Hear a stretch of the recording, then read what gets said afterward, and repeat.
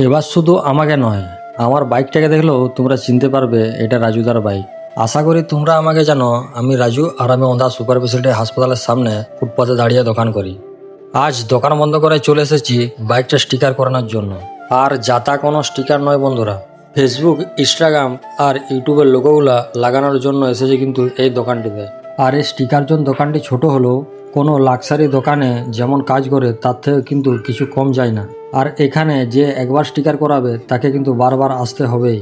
আর এখানে শুধু মোটরসাইকেল নয়, এখানে 4 চাকা, টোটো, ট্রাক্টর সমস্ত রকম গাড়ির কিন্তু স্টিকার করা হয়। দেখতে পাচ্ছ এখানে লাগানো হচ্ছে ফেসবুকের জন্য রাজু ব্লগস, ইনস্টাগ্রামের জন্য রাজু ব্লগস 12, আর ইউটিউবের লোগো হচ্ছে @রাজু মাল 6992।